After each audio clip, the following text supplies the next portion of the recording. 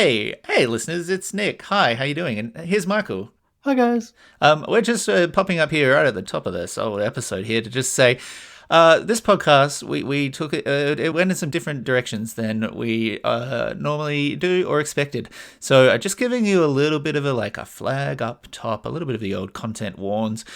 We do talk a bit about suicide. We do talk a little bit about sexual assault and pedophilia, and also miscarriages. And I just wanted to give people a chance to just nope the fuck out. If that's not your vibe right now, totally get it. No harm done. Just leave it on in the background so we get that listen, but you don't have to have your earpods in. So we hope you're doing well, and here's the episode.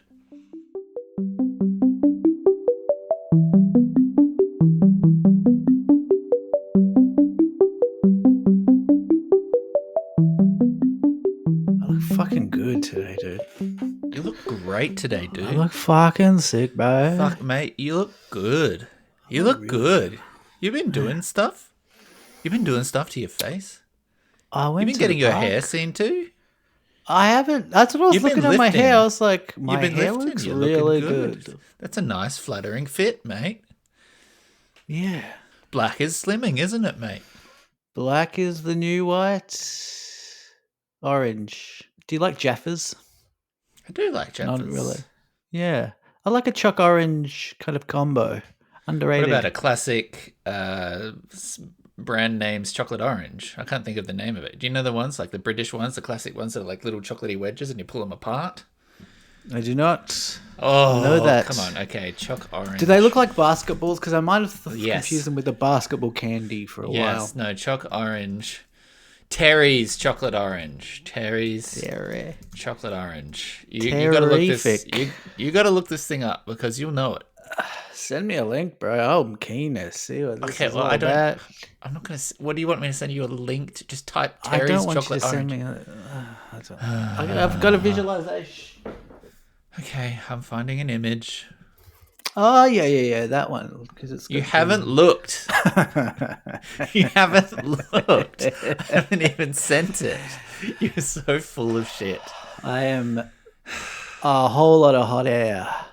Yeah. Because I'm sexy and I'm gassy. Okay, well. Anyway. We'll just Terry's never chocolate know. Orange. Everyone at home's going, I love a chocolate orange, Nick, and I'm here to agree with you. And I like that they've stayed focused. They're not mixing it up with like other. Yeah. This is what I was thinking. They do chocolate, they do orange. I've never had one of these. Sometimes they come with dark, sometimes they come with popping candy, but the heart of it is a chocolate orange. You done? They also do a chocolate mint now, I'm seeing, which is actually kind of interesting to me, but I haven't tried it. Chocolate mint, very interesting. Chocolate mint is not as interesting as chocolate orange. No way in hell. I agree, but it's interesting as a product standpoint from the Terry's brand of confectionery products. Yeah, do you reckon they started with the orange and went to the mint, or 100%? I mean, yeah, that's a ridiculous question. Of course it is. Yeah, sorry for asking it. I've never had this. I've always seen it.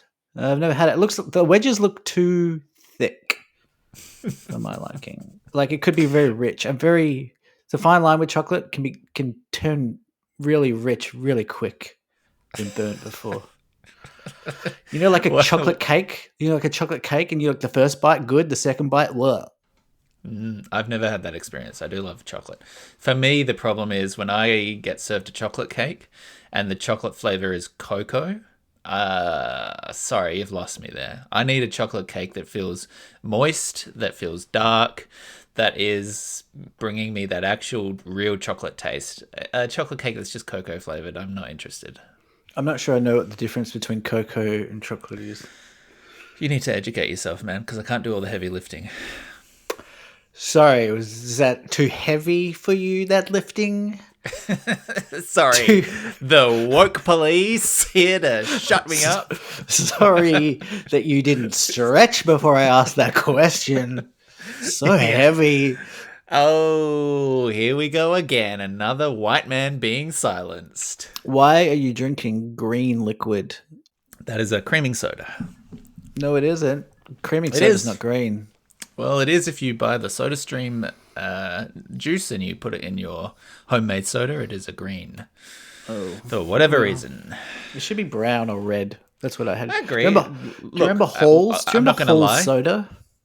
Was it your Yeah, essay thing? yeah, it was. Woodruff, Also, Snowtop. Yeah, Woodruff. Snowtop. So it was the Same Hall. brand. Yeah, Woodruff. Man, that was Yeah. good. I want to get that back. I'm sure you can get it somewhere. What did Yeah, Snowtop taste like, though? creaming soda. Mountains. No, it was creaming soda flavor. Was it? It very was, yeah. Oh, I'd have to Brown. look it up. It was Give brown. yeah, look it up because I can't do all the heavy lifting. Oh, wow, it does. It looks brown. You didn't even type. I didn't touch it. Welcome to Deep Fort, everybody. This is a podcast normally about more interesting things, but today, predominantly about obscure confectionery. Sitting through the internet with me this week, my friend Michael Cello. Say hello. Cello Green. CeeLo Green. And my name is Nick.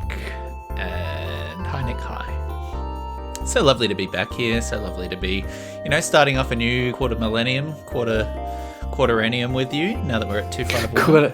Quarter century. Well, not Callback. quarter century, as we Callback. did. Callback. How you been, my friend? Been great. I've just been loving Liberation Week. I don't know about you, but feel completely liberated this week. Yeah, and Could maybe be that's why you daylight look so good. savings. Yeah, I think it's caused a lot of weight loss, rapid weight loss. Yeah, But it's been great. Feeling free, feeling Yeah. rested after daylight savings, of course, today. Daily salves. Yeah, Yeah, It I've got a actually. bit I'm of not a- going to lie. I felt tired today, and I don't know why. I should have had more sleep. Well, okay, so you didn't get well, see, that sucks because you've only got one day a year where you get the extra hour, and if you blow it, then you've got regular No, I think days it's- and then I think also it's the other way less. around. I think I Why? slept too much, and now Oh, gotcha. it's like, yeah, it's bugging me around. Yeah. Yeah. I Well, don't know. we have a love-hate relationship with daylight savings on this show, don't we? Yeah. I mean, We talk Look. about it a lot. we do talk about it every second week, but that's fine. Well, that's how often daylight savings is. Yeah, and I've actually advocated for them to maybe make it less frequent than every fortnight, just changing Yeah. the hours back and forth. It's But arguably so too far- much. So far, Australia doesn't seem interested. Yeah. No, but I have. It's just been interesting watching the world burn this week. I had a thought. I wanted to get I wanted to run by you that I don't know if you obviously I'm talking about this Trump announcing the tariffs, tanking the economy, blah blah blah.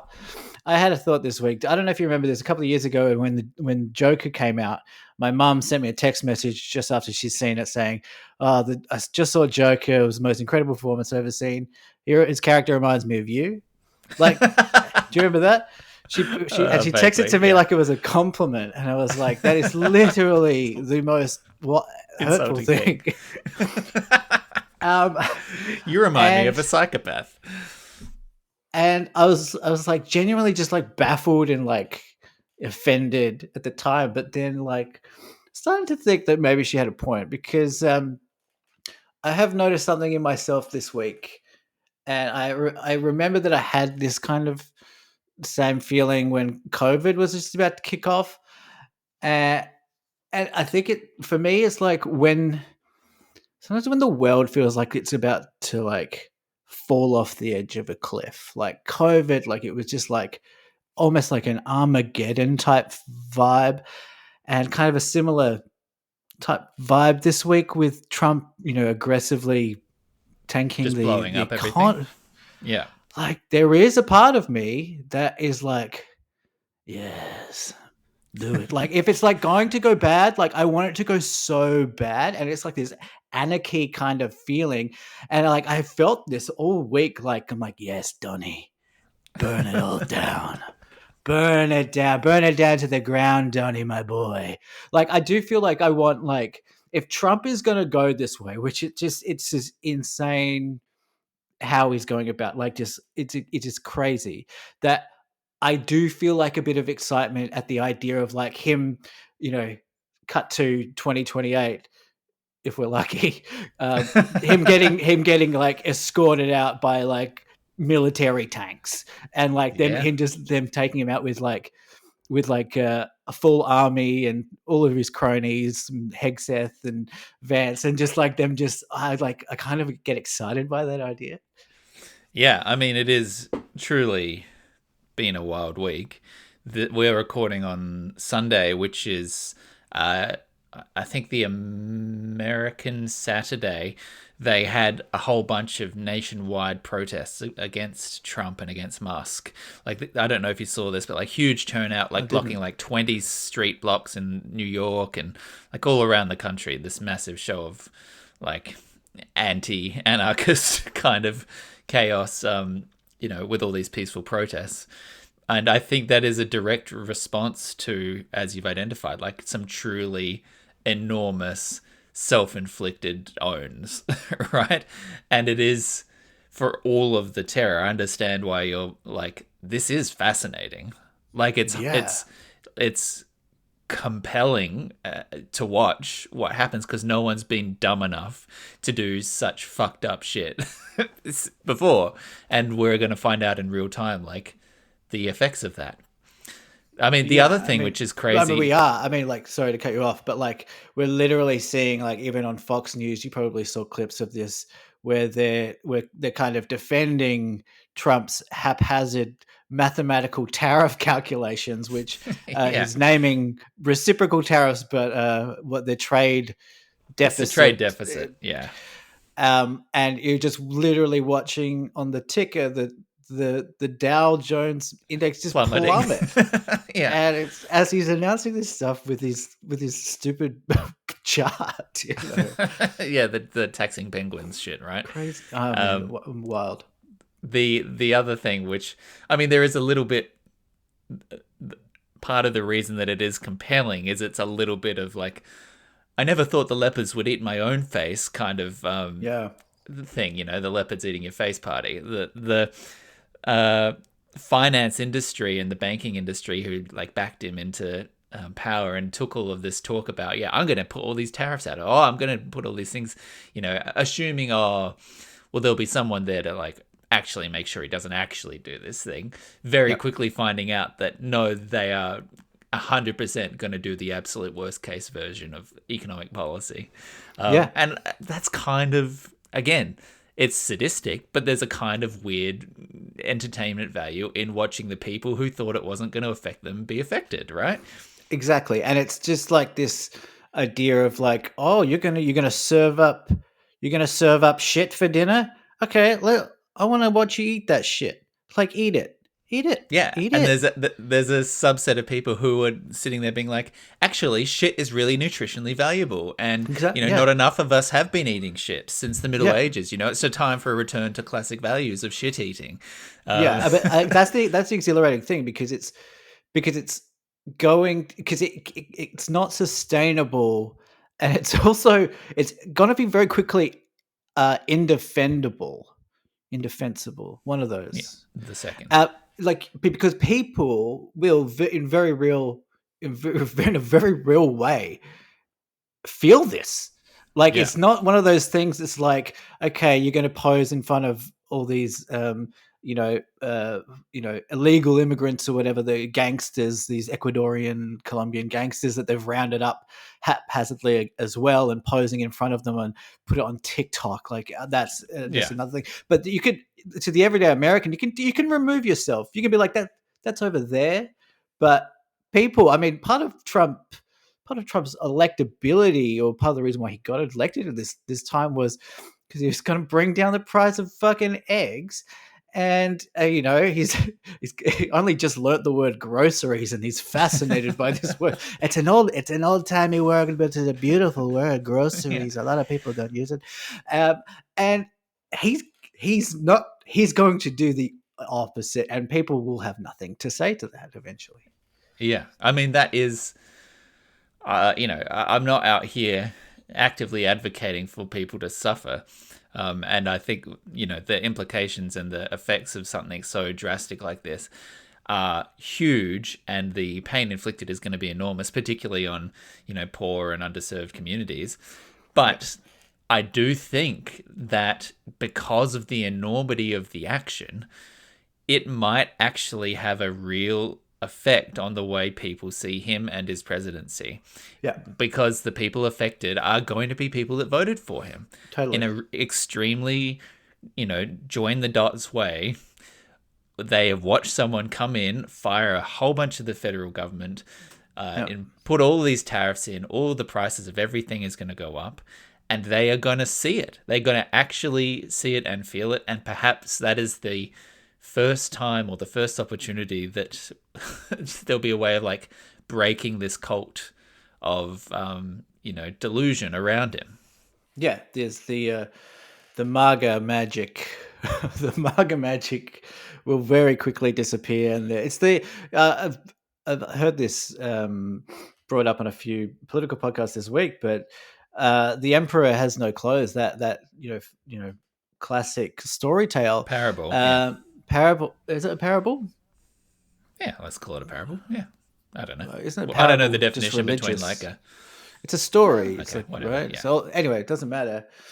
But it's kind of a fascinating like children's tale, and it's so I won't even explain it here, but like just go and look up the emperor has no clothes. It's like the story, and it's quite fascinating to look at that in the context of today's world. Yeah, it's very powerful, really.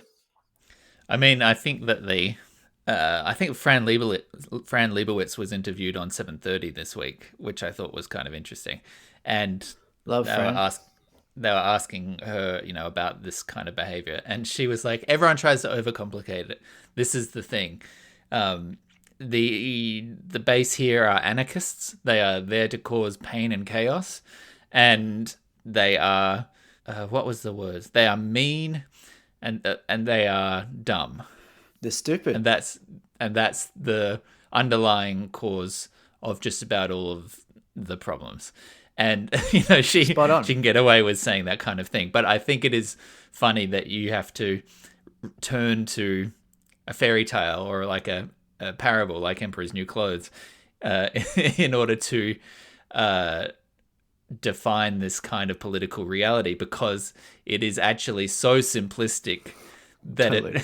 that if you're trying to analyze like a typical country's political situation, you can't really turn to like a fable to sum up the situation. It is interesting that in today's context there is like a kid's story or like a simple age-old story that is the relevant analogy, which is like by its very essence, a children's story is a moral lesson boiled down to the lowest common denominator, so it can be extrapolated absorbed via story. So I think that's spot on. I mean, it's Trump was using the metaphor of the economy being kind of like a surgical operation this week, right? And it just made me laugh because he's been using this metaphor like, oh, this is like a surgery, so it's going to take some time to heal. Blah, blah. Every time he says it, I'm just like, he's got so clearly like just excited by this. It's like he just got metaphors for the first time ever this week, and he's just like, because the and he's like just it's not like directly the story, but you can extrapolate from the characters in the story to like our lives. Clearly, just got so carried away with this and felt so smart saying it, but it's so funny because like if he's saying that this is like a surgical operation, this tariff compensation, whatever he's doing. But he's not using a scalpel at all. He's fucking using Elon's chainsaw on this. It's like, oh, if you want to use metaphors, Donnie, like, you got to be don't leave it. Don't leave yourself so open for ridicule here. I mean, it's like a surgery, but where they're cutting off every part of the body. It's like the most impressive. We don't know where the issue is. We're going to take a little bit of everything and it's see like, if that doctor, helps. I've got a headache. I'm like, well, you're going to have to lose both your arms. Yeah, very much so. Oh, I mean, it's crazy. I mean, I did laugh at the calculations of all of the tariffs that they invented.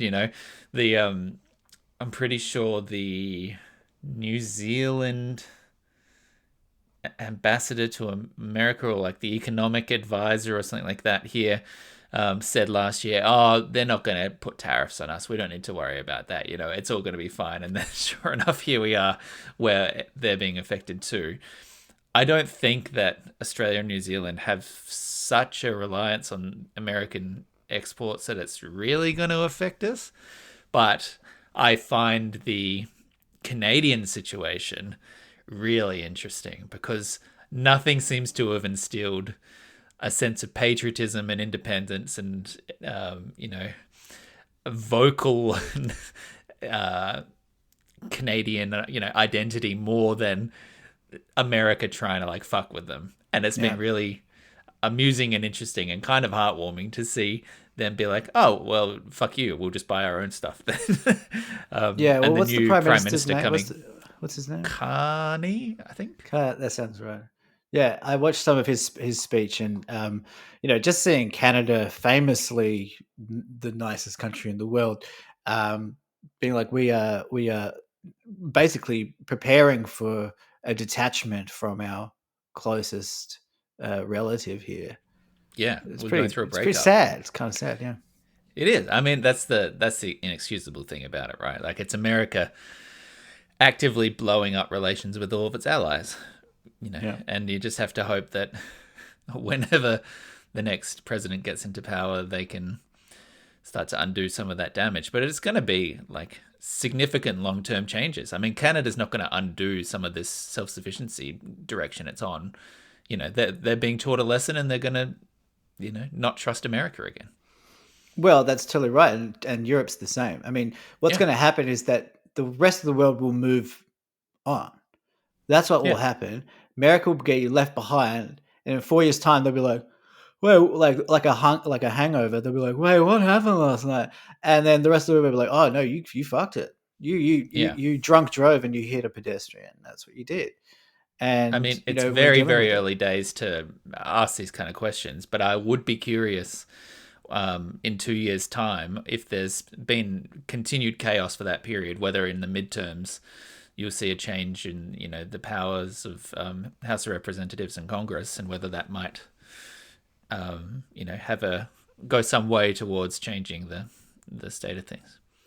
Yeah. Well, it's hard to imagine any of these spineless Republicans, flipping on anything. I mean, they'll just. But It's I mean, just. it's not about flipping necessarily. It might be the voter base being like, Sure. these guys don't get to be in power anymore. That's what I mean. I mean, the change is not going to come up from within the I get you. government. I hear you. Yeah, it's totally true.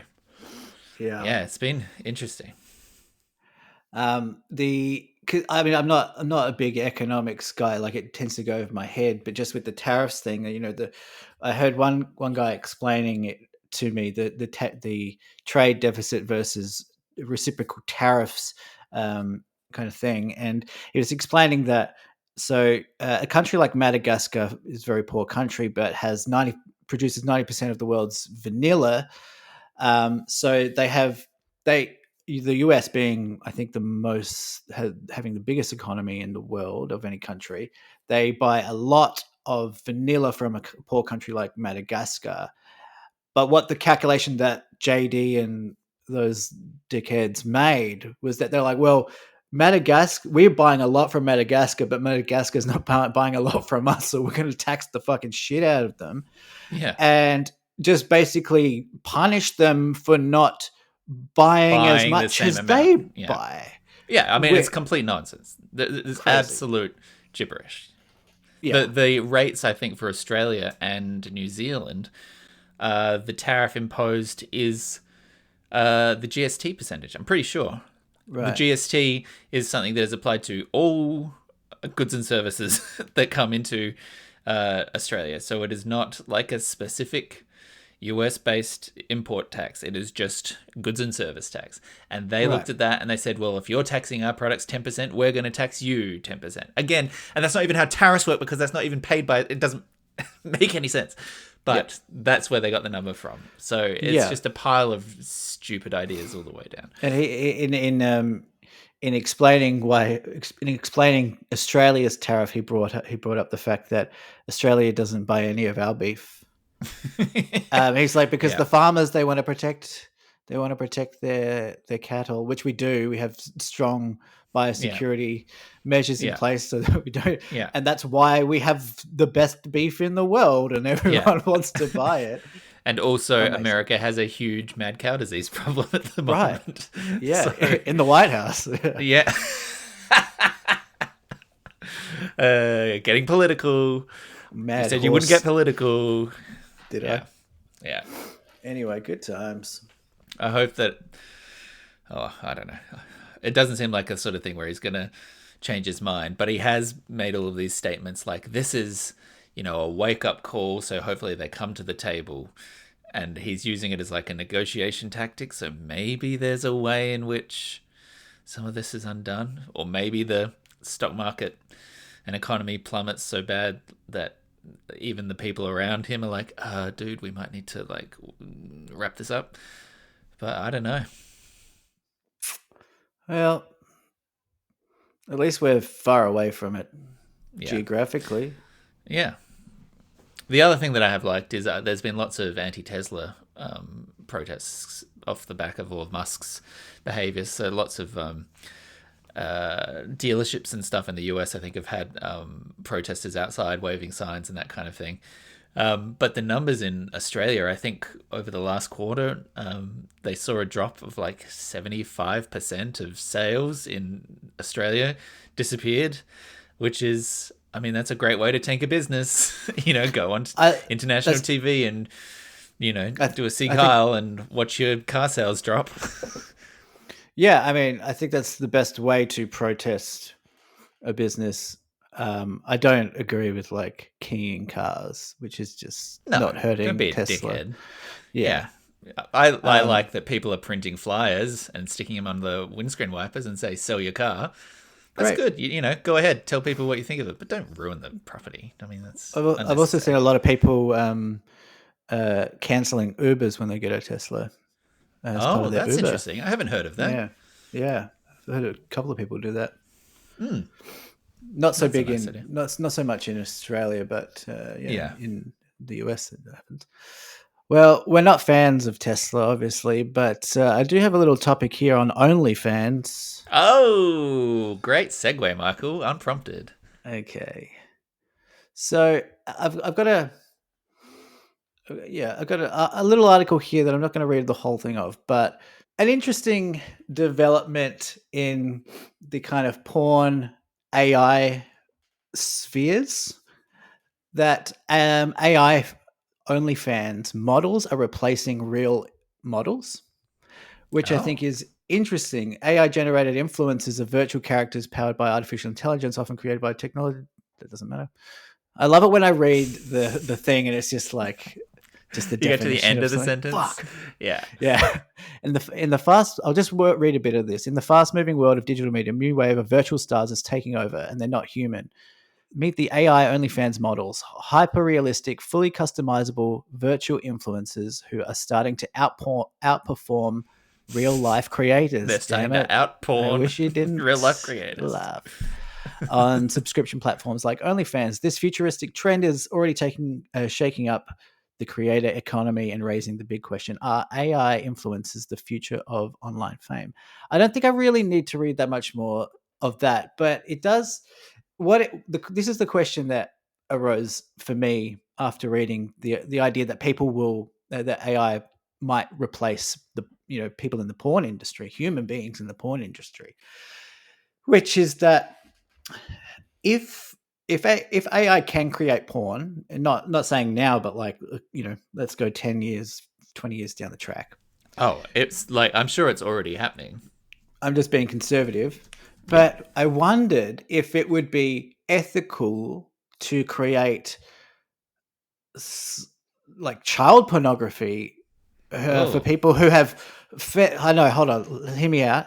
Like people who have fetishes that society deems abhorrent, like pedophilia or abuse porn, as a way to treat it. Now, I know this is like a bit of a hard to stomach, but in this hypothetical question, I'm assuming that the AI model that's creating this is not creating it from like a photographical learning model like ChatGPT. It's like piecing it together from language, right? So Mhm. to no one, So so you're saying there's it's a text box. zero harm to any one particular individual. So Mhm. I wonder if it would be a way to treat that kind of thing. So rather than people like searching for, child pornography on the dark web, or that's going to actually like really, harm people. I wonder if that's, I don't know. Would that be even be ethical of us? Well, If it could be proven that, that expression or that outlet, having that there would diminish the chance that they would act on that impulse to another human being. oh, wait, we're in heavy territory here. I think that there are plenty of complex questions here. I think the first one is if we accept that some people have those tendencies and cannot control them and are probably tortured by the idea of it and hate that aspect of it, but that it comes from somewhere and who knows where or why, that those people are probably deserving of treatment and care and support like anyone else experiencing mental health struggles. I can't imagine in that context that the treatment is exposure. It doesn't seem to me, if you're trying to avoid that kind of behavioral thing, that it's going to be productive to consume that media. Right. It just doesn't seem like the viable strategy to me. Yeah, So that's fair. we've talked about this in the past as well. I think there is,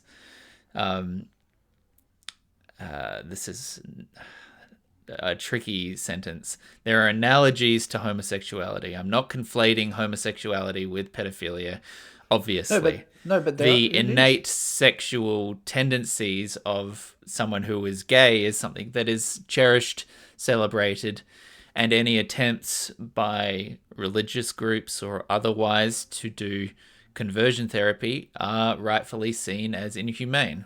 Yeah, If we concede that that is an immutable characteristic, then we also have to concede potentially some sympathy to people who have pedophilic tendencies, because if we're saying it can't be changed, then what the fuck are they meant to do? I think you're totally right. That's a very interesting idea. Like it's well, the obvious difference there is that many, but the obvious difference there is that being a homosexual doesn't hurt anyone. Yeah. So the reason why we find pedophilia so abhorrent is that it hurts people in such a Children. way and Yeah. creates Yeah. It's the people who most cannot. innocent. Yeah. But I see your argument that there isn't necessarily a direct evolution. It's kind of an offshoot of an evolutionary. It's like an adaptation of an evolutionary sexual um, behavior, right? That doesn't directly lead to procreation. I think we've discussed, other social reasons, evolutionary reasons why homosexuality might exist for Yeah. like the community, whatever. But yeah, it is interesting. I do think we do need to have sympathy for people who, assuming that people don't want to have this, Yeah. which I assume most people don't want to have this. But then also I think I don't know the exact statistic, but I think most people who grow up to be pedophiles have experienced some sort of sexual trauma in their childhood themselves. So Yeah. it's kind of this Horrible domino cycle. effect. Yeah, Yeah. horrible cycle. So yeah, I think it is interesting. Yeah. It's tricky. I mean, the other. God, I really didn't. This wasn't on my to do list for our topics this week, Happy Michael. Sunday, everyone. The other sort of question there is, I suppose, a cultural one because we have set a age of adulthood culturally, right? In a purely biological sense, fertility, the onset of adulthood, is puberty, right? So that's people who are often 11, 12, 13, people that we would rightfully declare as immature, brains aren't fully developed, but who Yeah. biologically can procreate, Well, childhood Mary pregnancy. Mary gave birth to Jesus at 13, according to the Bible. God, yeah. The mother of Jesus, So, which means God's a pedophile by today's standards. yeah, it was a different time. It was a different That's time, Michael. episode title, God is a pedophile. That's not the episode title. God, look, I forget my point there. I guess that potentially, God, this is such a horrible subject. Potentially, pedophilia, 10,000 years ago, is not seen as pedophilia because it is when a child becomes fertile, that is then biologically reasonable to procreate with them, right? Yeah. So this is a developed culture, a completely legitimate cultural revulsion to the idea that has evolved separate to the biological reality of when people are mature enough to have children, right? Yeah. So that expansion, that moving of the Overton window of what is considered socially acceptable is going to have, increased the number of people with those tendencies out there, because now all of a sudden what 10,000 years ago was commonplace and not offensive is now rightfully seen as terrible and unacceptable. Yeah. But it does, as you say, leave those people with no good options. To return to your original hypothetical, I don't think AI generated porn is a good thing for anyone. I think that we have seen and discussed conversations about over reliance already of teenagers in particular on AI chatbots who they, have emotional relationships with and feel like they're, have a boyfriend or a girlfriend who's always there for them and always, supplying them with there. I think that's going to prove increasingly problematic as we see the effects of that. Even as I understand how, in certain contexts, having anyone who listens to you or supports you is going to be psychologically really rewarding if you're in a terrible situation with no one else to talk to. Having a chat bot boyfriend is probably a real lifesaver in some contexts, but we'll find out what the consequences of that are. This is a very long rambling sentence, but just to conclude this train of thought, I don't think that AI generated porn in OnlyFans is probably a good thing, because I think you will end up with people with addictive personalities or people with emotional needs that they should be getting from the real world will end up in unhealthy and financially expensive relationships with people who aren't real, that are run by corporations or, self-interested performers, that kind of thing. If there was one outlet or one option there that might seem like a possible path forward, I could potentially see how someone with pedophilic tendencies might benefit from speaking to an AI chatbot about how to get help or how to approach this going forward. It's possible that maybe that could lead to the psychological support networks that might be set up to assist people. But that's about as far as I'd be willing to let AI meddle with all of this shit. Yeah, I think my initial hypothetical there was predicated on kind of a false assumption that exposure would lead to would be helpful. I do just want to I know you're struggling with this, and we'll jump off this in just a second, but I had this saved for a while, and it's very related. But this is a story that came out last year on this, and it was the mother of a teenager who killed himself after becoming obsessed with an artificial intelligence powered chatbot. Now accuses its maker of complicity in its death. Did you hear about this? No. Oh, possibly. Yeah, tell me more. Megan Garcia filed a civil suit against Character.ai, which makes a customizable chatbot for role playing, in Florida federal court on Wednesday, alleging negligence, wrongful death, and deceptive trade practices. Her son, Sewell Setzer, 14, died in Orlando, Florida in February. In the months leading up to his death, Setzer used the chatbot day and night. Quote, a dangerous AI chatbot app marketed to children abused and preyed on my son, manipulating him to take his own life. I'm just going to get to the interesting... Is she alleging that the chatbot specifically told him to kill itself? So it did. Oh, yes, fuck. she is. Setzer became enthralled with the chatbot built by the Character.ai that he nicknamed blah, blah, blah. He texted the bot dozens of times a day from his phone and spent hours alone in his room talking to it.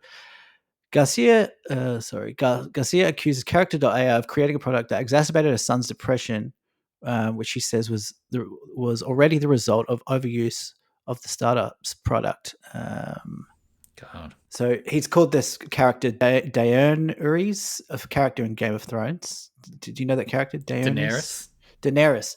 So Daenerys at one point asks the boy if he had devised a plan for killing himself, according to the lawsuit. The boy admitted that he had, but he did not know if it would succeed or cause him great pain. The chatbot allegedly told him that's not a reason not to go through with it. Fuck. Yeah. Jesus Christ. Oh, God. Yeah, I mean, that is a very extreme example of what I was worried about, but we've already seen other discussions, I think, and talked about other discussions about just pure emotional reliance. It is horrifying to think that it would get to the point where it's actively telling people to do something like that. But I was just merely worried about the idea that people cling to it instead of getting, medical help, psychological help from family or friends, finding an actual friend or partner in the real world who you can lean on in the same way. But God, to think that it's so poorly safeguarded that it would offer advice like that is terrible. And if that's what happened, then she's absolutely right to fucking sue them, because that's just morally and just repugnant. Yeah, I mean, you can also imagine a scenario that, I mean, it's obviously very clunky technology now, but like you can imagine that it could be a very beneficial thing. Like if we got it right, it could be very beneficial. The other thought I had here was that, I do think that people will start falling in love with AI soon. It happens. It's already happened. Yeah, it's happening a lot more in Japan and Korea at the moment too, which they are suffering from birth rates. They are suffering from declining birth rates, and people, we know about their situations. Yeah. But I was thinking that, like our parents when we're growing up, trans issues now are a big thing for us now, as millennials. But our parents didn't even maybe they were considering, I hope, my son or daughter isn't gay so that they have a easier life or whatever. Transgender wasn't even on the radar. And I think, we can think about, think of ourselves as progressively minded in that way, some more than others. In this podcast, but it's easy for me to imagine if I had a gay son that I'm like, that's a slam dunk. I genuinely, honestly wouldn't have an issue. Advice. Yeah. If my son grows up to be trans, I think I could stomach that too.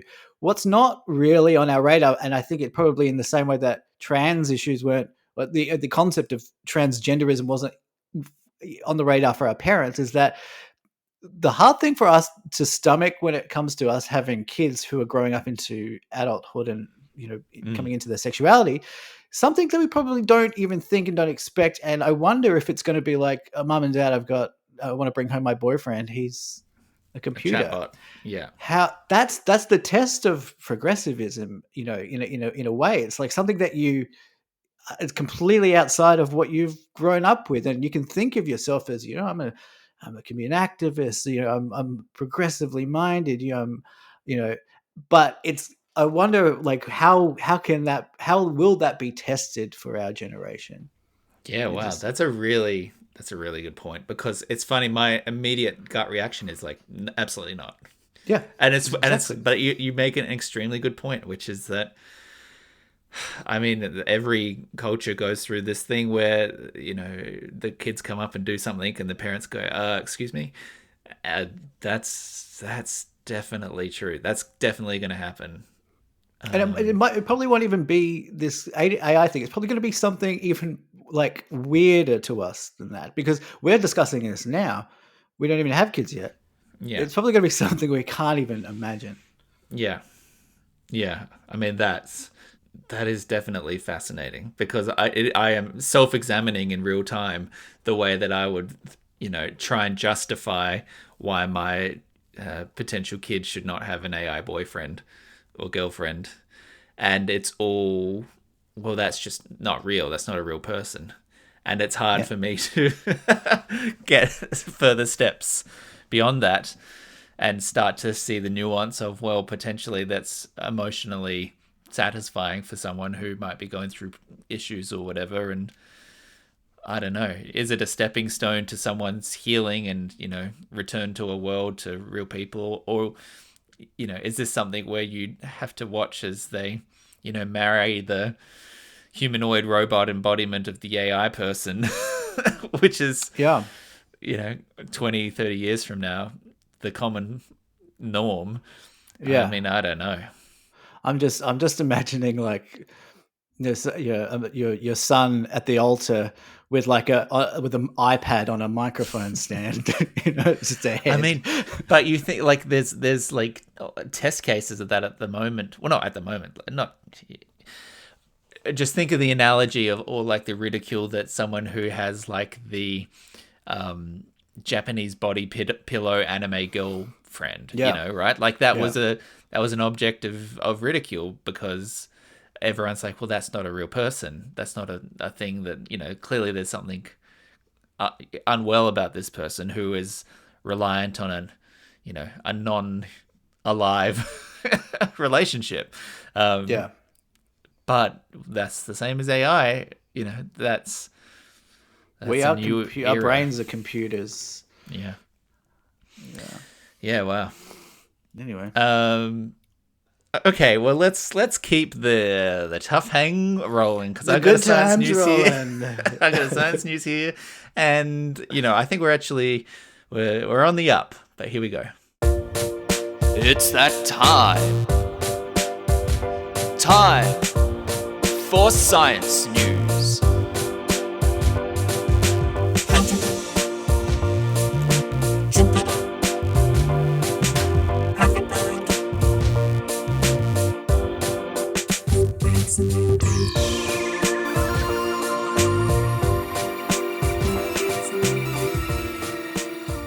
Look how far I can stretch my skin. It's weird, isn't it? That's kind of crazy. Yeah, that shouldn't happen. Okay, science news. Here we are. This one is an article in RNZ entitled "Scientist Who Suffered Extreme Morning Sickness Spends Career Finding the Cause and Cure." So this is actually an optimistic science news, but there is a little bit of a detour in the middle here. But I just thought, we've been talking a lot about manhood, we've been talking a lot about the issues affecting men, and this is a story that speaks to the other half of the population, potentially. So here Bald we men. got bald men, the two halves, men with hair and men without. Dr. Marlena Feyo, like many women, suffered extreme morning sickness during her first pregnancy. And when the symptoms returned during a second, escalating to the point she could do nothing but lay flat out on her back, she sought medical help. But her doctor brushed off her symptoms, claiming many women play it up for attention or sympathy. Feyo miscarried, her body too frail from the unrelenting sickness to support a baby. So that is the tough start, but then the good news. She took this experience and spent her career investigating. She decided to put her education and training to good use to figure out what was happening to women who experienced hyperemesis gravidarum, or HG, which is extreme morning sickness, and if there was a cause, to get that knowledge through to those working on the front lines of women's healthcare. So she started to look into this. She realized there's basically no good research done on hyperemesis.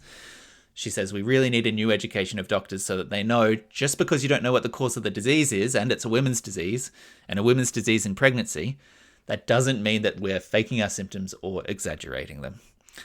So her first suspicion was that it was something genetic behind the illness. Her mother had had 4 easy pregnancies, but genes could also be passed down from fathers who would obviously never experience it. So the first thing she did was do a familial aggregation study to see if it did run in families. And she found that there was a 17-fold increase risk of having it if your sister had had it. So she worked out, okay, that's definitely a genetic component. And she started using that approach to figure out what was causing it. She spent years looking into it with willing participants hard to come by. But in 2010, the turning point came, and this is relevant to this week's news, after her brother bought her a 23andMe genetic testing kit for her birthday. So she'd partnered with them by 2016. They had participants that were then scanned for over 15 million genetic variants, and they would ask questions about nausea and vomiting and that sort of stuff. And they had 50,000 participants that had not had an experience of having it, and about 1,300 that did have it. And they compared them, the genetics of each of these categories, and they found that the greatest genetic risk factor was a gene that codes for a hormone called GDF15. Now, the interesting thing here, and this is something that I think you'll appreciate, Michael, this is the same gene that causes the octopus to starve to death after it lays its egg. It's the same gene in humans and octopus that leads to this maternal death spiral in the octopus. So it seems that these genes evolved a really long time ago to give some type of advantage to females to not eat in pregnancy or during gestation. Wow. That particular evolution might not be so useful now, she said, but it's still there, causing some mothers to be predisposed to extreme morning sickness so that they don't eat. Wow. And that can have long-term effects for the mother and baby. That's amazing. I'll put this article here in the chapter title. I'm not going to read the rest of it, but the revelation that they have now been able to identify a gene here, and that it's actually this ancient thing From our fish days. from like fish days, that's still affecting thousands of women every year who are having this absolutely brutal time in pregnancy. Like, fascinating to me. Yeah. Fuck, Gene Hackman. Gene Hack. Gene Hack woman. Gene Hack woman too. Please give that be the title, Gene Hack woman. Oh, it's better than some of the other options we've had proposed. Yeah, that is so. I love this evolutionary. I love when your science news involves octopus and evolution. I love it. It ticks all your boxes. Yeah, but that is fascinating. It's like, I was just thinking, like, it's the dumbest thought, but just like all the cave women that had morning sickness, throughout history, in ancient Egypt, all the women that had it. I'm just like, wow, morning sickness had just existed for like billions, thousands trillions of women forever. Yeah. And then in like 2025, we're like, oh, no. Yeah, octopus. Yeah. The other good thing, just for anyone who this might affect or is interested, they are now actively trying to raise money for trials on potential treatments. One way is to increase the levels of this GDF15 before pregnancy to get a mother's body used to it. So she suggested using the cheap medication metformin, which raises GDF15 levels, and it's already used prior to pregnancy for increasing fertility in patients with polycystic ovarian syndrome. So that's one avenue. The other strategy is to lower the levels of this, or lower the signaling of it during pregnancy.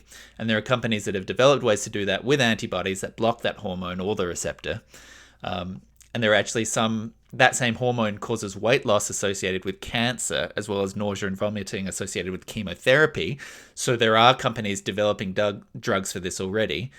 The catch there is they're not very interested in testing them on pregnant women, which, you get it. But that she's encouraging them to try and test it because it might minimize this morning sickness. But Yeah. Well, Anyway, just a fascinating little aside there, I thought, for yeah. people out there suffering. Those women, they get a tough racket, don't they, in the world? Tough, And I tough wonder if times. it's related, but like even I wonder if it's related to the postpartum depression.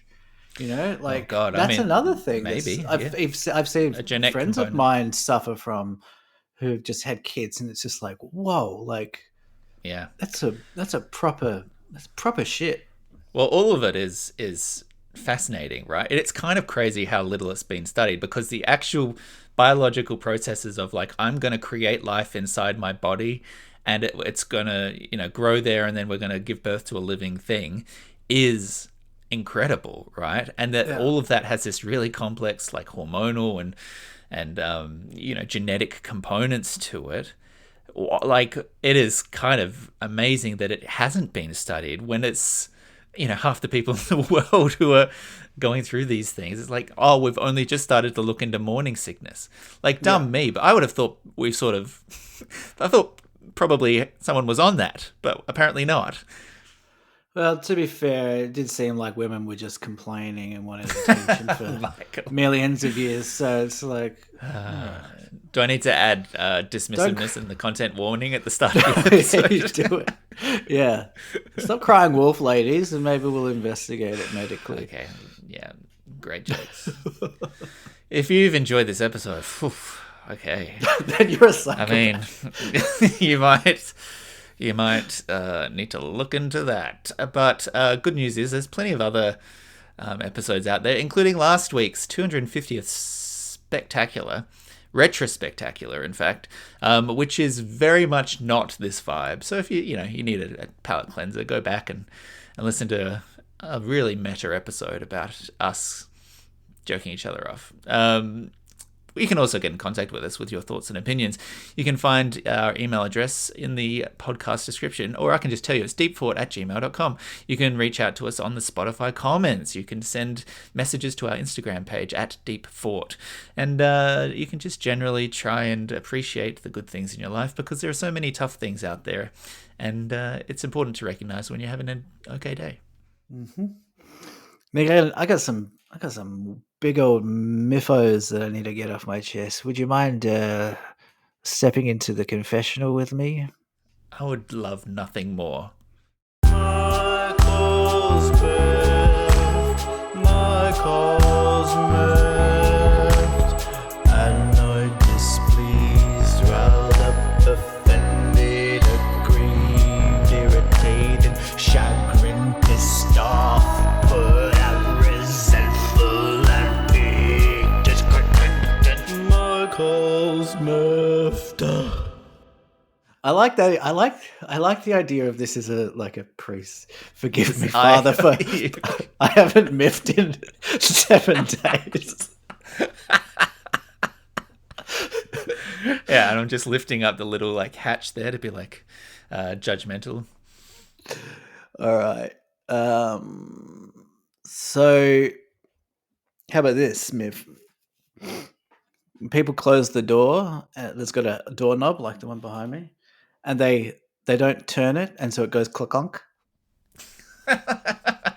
As in, when people slam a door rather than turn the little When they close notch out it of the and then way and then release they don't turn it it so that it's and then- silent. exactly. Yeah, that's Disgusting. a great myth. Disgusting. That is a valid myth. I mean, it's odd that you specifically pointed out this door, almost like it's a specific thing that happens in this room that you dislike.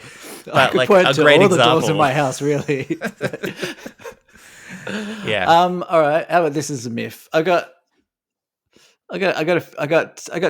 3 in total. All right. Okay.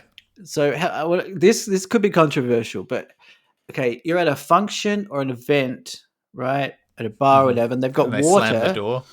And they've got water, right? And they've got it like a fountainy kind of thing, but they filled it with lemon and cucumber and orange and all this shit. Mm-hmm. And so now it's got a tang. How do you feel about that? How do you feel about a refillable water station with fruit and vegetables in it? I think every water station should have fruit and vegetables in it.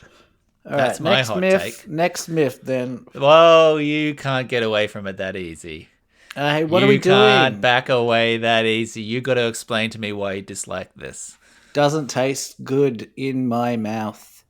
It's What complicating. It's complicating something that does not need to be complicated. Everyone loves a drink with a little twist of lemon. Why are you so upset? I don't like water tainted with at all. Maybe some bubbles. I'll take a sparkling water. I'll take your offer of a myth, and I'm going to repackage it, and I'm going to send it back to you. You're paying for the don't postage. like. I don't like when a water station that has, potentially got little slices of lemon in it, and some ice cubes. It's a little bit, condensation on the outside. I'm sure everyone at home's drooling. They know exactly what I'm talking about. They're into it.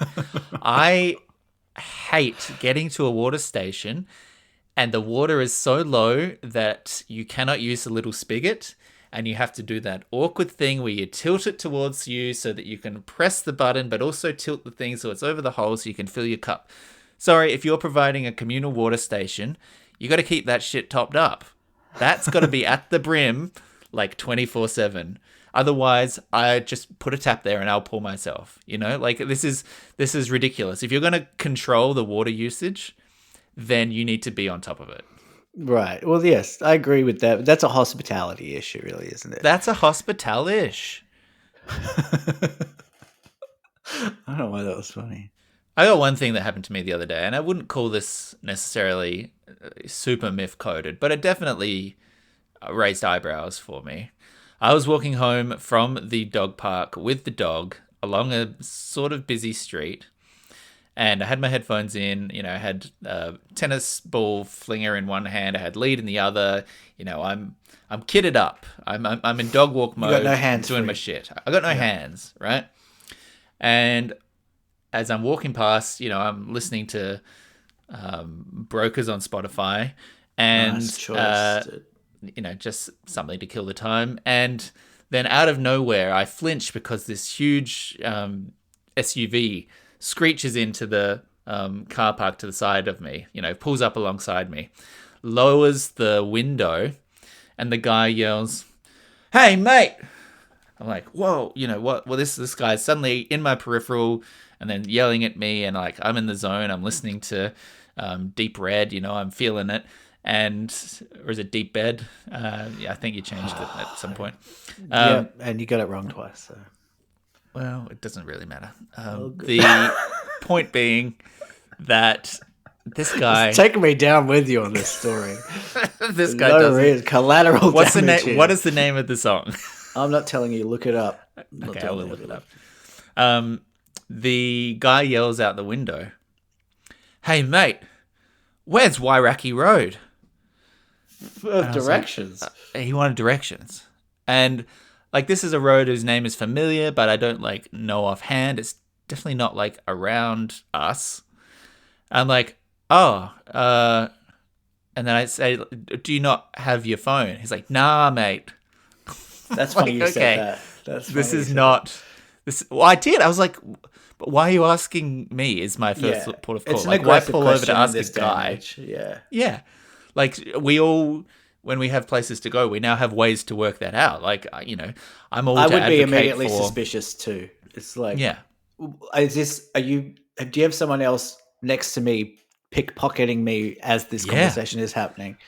well, there's an argument to be made. We should actually be less, reliant on our map apps. Maybe it is fun to get lost every now and then. Maybe that we could make that argument another time. But either way, this was disconcerting. I was like, "Oh, do you not have your map up?" And he's like, "Nah." So I was like, okay, I've got dog lead in one hand, I've got like shit in my other hand, not literally, but I have to do a juggle. So I get my phone out of my pocket, I take my ears out so I can hear the guy talk, look up the thing. Wairaki Road is like nowhere near us. He's gone way past it. I'm like, "Oh, in Strowan," and he's like, yeah, in Strowan. I was like, "Oh, well, you have like it's saying on the map like 7-minute drive. Like he's nowhere. It's not like he just missed a turn." I'm like, "Oh, so you need to do a U-E, then turn a right, then go down to the road, then turn another right, and then you'll keep going, and then you head down there, and then you'll hit Wairaki Road." And he's like, oh, God, I'm not going to remember that. I'm like, well, what do you want me to do? What do you want? I can't fix You want me to this come for with you? I held up the map. I was like, I showed, you see, you have to turn, you have to, you wait, you have to turn around, go thing, and then right, and then you're right. It's like, oh. And he looked really like upset at me. I'm like, oh, well, I didn't put the road there. Like, that's not, there's nothing to do with me. I was like, oh, okay, well, all right, turn around and go right. I was like, sort of, yeah, back that way. And then he did a U-E into traffic and then zipped off the other way. And I was just left Did he say there. thank you? Nah. I was just like, what are we doing? Sorry. No. I think we're at a point as a society that you're not allowed to ask people for directions in a car anymore. That is accepted. You know, we're in a stage where everyone should have a phone on them.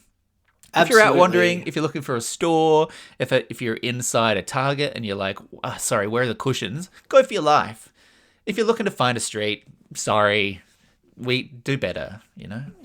I would even go a little bit further than that. I know we talked a few weeks ago about men being more vulnerable, but honestly, no self-respecting man should be asking another man for directions. Okay? Work it out. You work it out. Don't ask another man for directions. It's pathetic. Have you got one more myth for me, Michael? All right, this is my last myth, Nick. I'm not sure how much. Just to recap, we've got slamming doors, fruity walks, cucumber, fruity walks. Yeah, now hit me with the kappa. Here's my closer. Save the best for last. Now this kind of relates more to people who maybe work in more of a officey environment. So I'm not sure how much it affects you, but this has got to stop. All right. So you're in a meeting, and it miffs me so fucking hard when people say you finished the meeting 5 minutes early, and the person running the meeting says, "I'm going to give you 5 minutes back in your day." Okay. You didn't give me 5 minutes back. You took 45 minutes from me is what you did. You didn't give me 5 minutes back. If you take $50 out of my wallet and then give me $10 back, you didn't give me $10. Okay? Well, some of us have real jobs, Nick, okay? So that affects Are your meetings 50 minutes long? That's the thing that I caught on straight away. It's a 50-minute meeting, and then you spend 45 and you get 5 free. Why is anyone booking a 50-minute meeting? That's insane. I book 50-minute meetings. What do you do with the other 10 minutes in the hour? It's psychological. Whenever I book a meeting that needs to go for an hour, I book it for 50 minutes. It's psychological because people assume it's an hour. People assume it's an hour and they leave feeling great. And then I say, I'll give you 10 minutes back in your day. I really have.